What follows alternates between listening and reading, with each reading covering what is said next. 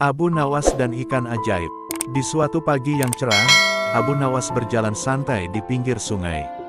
Ia tidak punya tujuan pasti seperti biasa, pikirannya sibuk memikirkan bagaimana caranya mendapatkan uang tanpa harus bekerja keras. Ketika sedang melamun, ia melihat sesuatu berkilauan di tengah sungai. Penasaran, ia pun mendekat dan terperanjat melihat seekor ikan besar berwarna emas yang melompat-lompat, seolah-olah meminta tolong. Tanpa pikir panjang, Abu Nawas menceburkan diri ke dalam air dan menangkap ikan itu. Tapi sebelum ia sempat memasukkannya ke dalam karung, ikan itu berbicara dengan suara lembut. "Wahai orang baik, tolong lepaskan aku. Sebagai gantinya, aku akan mengabulkan satu permintaanmu." Abu Nawas yang terkenal licik tapi cerdik itu tersenyum lebar. Ini tentu kesempatan langka, ia berpikir keras. Ia tidak mau meminta sesuatu yang biasa-biasa saja. "Aku ingin menjadi orang terkaya di kota tanpa perlu bekerja seumur hidupku," kata Abu Nawas dengan percaya diri. Ikan itu mengangguk sebisa mungkin seperti ikan, dan berkata, "Lepaskan aku sekarang, dan saat matahari terbenam nanti, keinginanmu akan terkabul." Abu Nawas pun melepaskan ikan itu dengan hati berbunga-bunga. Ia membayangkan rumah besar, emas bertumpuk-tumpuk, makanan lezat setiap hari, dan tentu saja, hidup tanpa kerja. Menjelang senja, ketika matahari mulai condong ke barat, Abu Nawas pulang ke rumahnya yang sederhana. Tapi betapa terkejutnya dia ketika melihat halaman rumahnya penuh dengan orang-orang kota membawa berbagai hadiah, peti-peti emas, pakaian sutra, kereta kuda, bahkan sekumpulan budak yang siap melayani. Semua orang bersorak, "Hidup Abu Nawas. Mulai hari ini, engkau pemilik kota. Semua ini milikmu." Abu Nawas nyaris tidak percaya.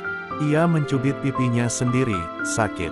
Ini nyata. Namun sebelum ia sempat menikmati kekayaannya, muncullah seorang lelaki tua berpakaian lusuh.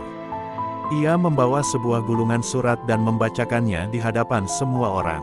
"Wahai Abu Nawas, berdasarkan perjanjianmu dengan ikan ajaib, mulai malam ini engkau harus menghibur rakyat kota setiap malam dengan cerita-cerita lucu. Jika dalam satu malam saja mereka tidak tertawa, semua kekayaanmu akan lenyap seperti embun di pagi hari." Abu Nawas ternganga. Ia tidak menyangka ada syarat semacam itu. Tantangan baru. Malam itu, Abu Nawas tampil di tengah alun-alun. Semua warga berkumpul, menunggu ceritanya. Dengan gugup, Abu Nawas memulai. Pada suatu hari, seekor kuda meminjam sandal kepada seekor ayam. Mendengar pembukaannya saja, orang-orang sudah tergelak. Abu Nawas bercerita dengan gerakan kocak, suara lucu, dan mimik muka yang membuat semua orang tak kuasa menahan tawa. Malam demi malam berlalu. Abu Nawas tidak hanya bercerita, tapi juga menyanyi, berpantun, bahkan menari dengan gaya aneh yang membuat semua orang terpingkal-pingkal. Namun tentu saja, tidak mudah. Ada malam-malam ketika Abu Nawas kehabisan ide. Pernah suatu malam, saat ia merasa buntu, ia malah terpeleset di panggung, jatuh bergulingan, tapi justru, semua orang tertawa lebih keras daripada biasanya. Abu Nawas akhirnya sadar, membuat orang lain bahagia ternyata lebih membahagiakan daripada sekadar menumpuk harta. Akhir cerita, berkat kecerdasannya, Abu Nawas tetap menjadi orang terkaya di kota, bukan hanya karena harta bendanya, tapi juga karena cintanya kepada rakyat.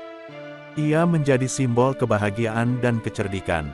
Dan ikan ajaib itu, konon, ia masih berenang di sungai yang sama, menunggu orang lain yang cukup cerdik, dan cukup berani, untuk membuat permintaan yang benar-benar berarti.